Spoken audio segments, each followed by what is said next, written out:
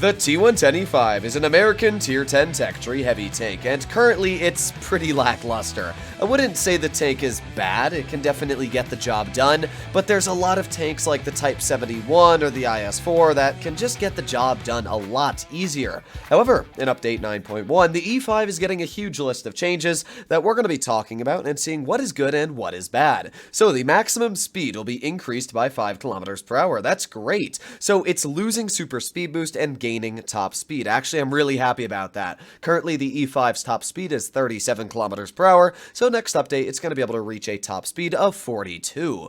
It's also going to have more traverse speed by an extra 4 degrees of second on the turret, which is great. That's another big downside of the E5 that's now going to be taken away, making this vehicle a lot more flexible on dealing with more mobile opponents. However, the lower plate is being decreased by 14 millimeters. Honestly, I don't even really see that as a nerf. The lower plate on the E5 is already a very weak spot, so lowering a weak spot is not really going to make much of a difference. What is going to make a difference is the dispersion at 100 meters getting decreased, meaning that it's going to be slightly more accurate, and its aiming time is getting decreased by half a second. That's actually pretty big numbers there. So basically what Wargaming is doing to the E5 is they're making it a much more accurate and well-rounded heavy tank for dealing with mediums, but they're not giving it more damage per minute. Now, do I agree or disagree? I'll put it like this. If Wargaming gave me the opportunity to change the E5 statistics, first of all, I would give it back the original DPM it once had at around 2800 if you're running Gunrammer. That would make the tank way more effective at dealing with bigger, heavier tanks, and as well being able to bully mediums when it gets the opportunity to do so. Not only would I do that, but I would also give the E5 a better top speed by 5, which is what Wargaming's doing, but I'd also give it better reverse speed by 5, also taking away the super speed boost. A lot of people don't realize that the E5 only goes reverse at 12. It's awful. If you're only going reverse at 12, let's say you put yourself in a really aggressive position, I don't know, on mines. If the enemy team clears one of your teammates and you need to get back and out of there, you really can't. Now, super speed boost really helps with that currently, but next update, that's not going to be really an option. So it's either you try and get out of that position or you die, especially because the E5 has incredibly weak track wheels that you can very easily penetrate if just slightly over-angled.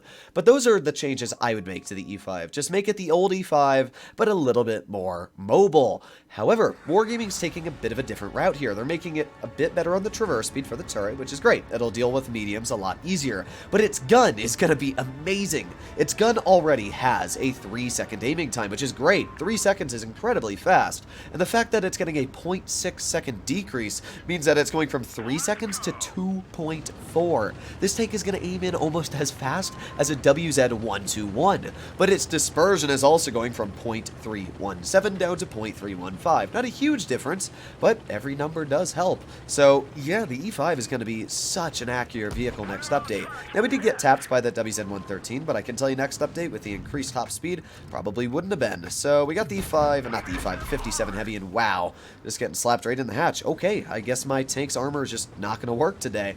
Well, let's try again. Maybe we'll get penned again. I don't know. Not much I can really do about being hatched. That's okay then. I don't know what to say about my luck so far in this battle. Bouncing the side of a 57 heavy. We still got that 113 trying to pepper my tank, which isn't necessarily very fun. But let's try again on the track. There you go. Nice. It's pretty easy to pen a 57 heavy, so I was pretty surprised when that one shell didn't end up penning the actual side of his vehicle. But, oh well, that's how RNG does work. Let's load a heat shell so that we can guarantee a penetration onto the M6 Yo and start reloading again. 4 more seconds. We should have another shell ready. You can see that when loading heat, it's just way easier to pen the Yo's hatch when not loading heat, so you might as well. We got a couple more seconds left and we'll have another shell ready. Our adrenaline's really helping us out here, and let's just fire an HE, because I know that can confirm the penetration, and there you have it. Not too bad already. I think that Yo actually went AFK.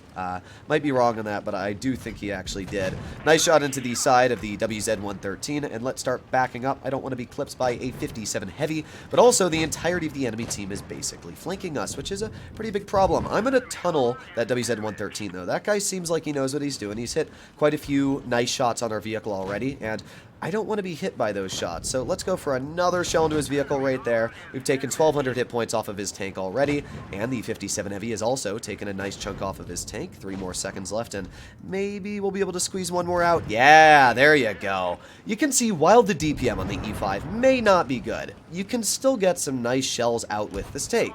Now, teams are not great. This is Blitz, and we all know that Blitz teams are quite atrocious. So yeah, that's an unfortunate factor. We just got shot in the rear for basically all of our health, but hey, at least we're able to finish off this player over here.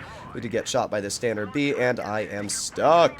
Push, push, push, push. Okay, we're not dead yet, but we're definitely going to die in this battle. Decent game overall. We were able to deal over 4,000 damage in this battle, which is a pretty solid chunk, if I do say so myself. Just unfortunate that our team fell apart. Ooh, that was a cringy, painful shot there.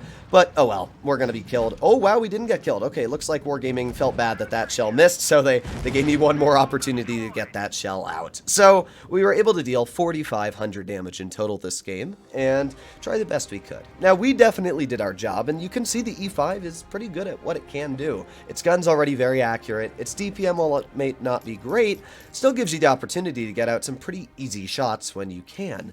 So, yeah, I mean, when you have a 62 ADL, 200 damage, yeah, we lost medium side almost instantly, and when you get flanked by the mediums in your heavies, even if you're winning heavy side, which we were, our team was also not very good on the heavy side, it seems like. Oh, yeah, that's definitely the case. Ooh, boy, ooh, man.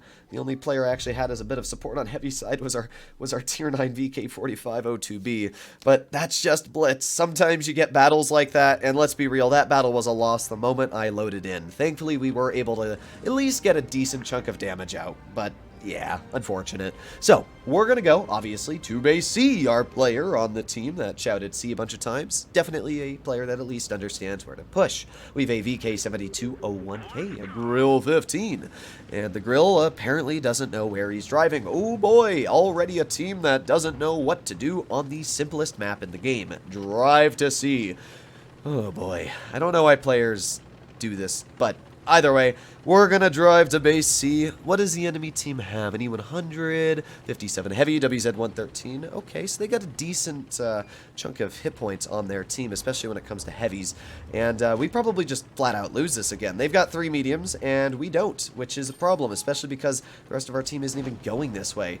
But I'm gonna push over here, and I'm gonna try and hold heavy side, because that is a very important figure when it comes to this side of the map. Now, if I see somebody capturing base A, then I'll push off. But as we already got a WZ113 spotted, I'm being very cautious at the same time. I am going to drive over this hill and get a nice shell, though, into the WZ120. I mean, if the enemy team's not going to stop me, I might as well get away with it, right? So let's reload again. 3 more seconds left, and we can fire another shell into this WZ.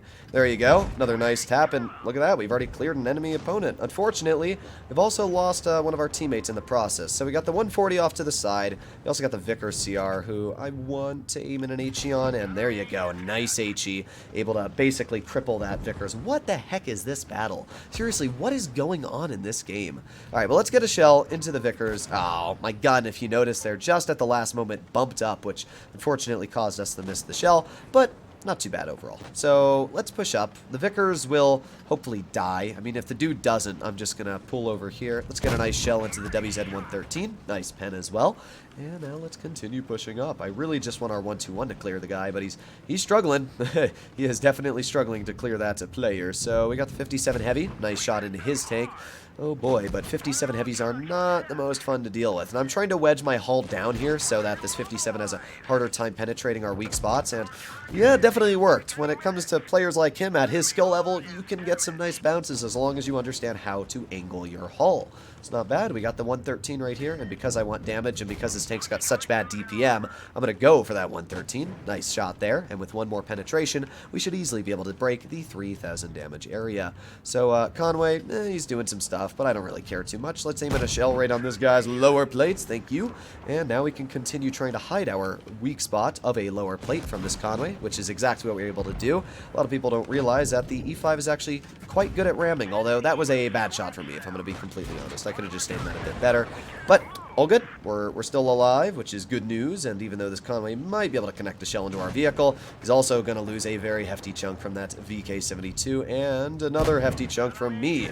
Now, the E100, I'm not sure if the dude's at A, but yeah, he is. I was suspecting. I don't know why he went over here, but definitely could have helped out their team big time if he understood how to play this game. So let's aim it on this E100. Nice shot into the lower plate. We're up to 3,900 damage dealt, and he's stuck. Well, this is the epitome of Blitz. You either get the enemy team, which we had last battle, which just completely smacked ours, or you got the opposite, where it's this enemy team, where they don't know what to do. What a weird battle. The only player that was absolutely useless in that team was the grill we had. I don't know what that guy did. Somehow he managed to lose to that E100. Oh boy, battle of the doofus. Let's see. Our grill actually did third on the team. I guess he only shot that E100, but even then, not a very effective player at that. Just battle of the doofi. Either way, not a bad game at all. Able to showcase what the E5 can do well. Both of those games showcase what the E5 does well at. It's a great medium bully. Even though it might not have the DPM, it still has a very capable gun. It's very accurate, it's got great pen, and it's got nice hull down capabilities, and even the upper plate's quite solid. So if you know what to do in the tank, you can do fine. So next update, I'm actually excited for the E5, as it's going to be a way better tank. Hopefully you enjoyed today's video. Let me know what you guys think about the E5 in the comments down below, and I'll see you in the next one. Bye-bye.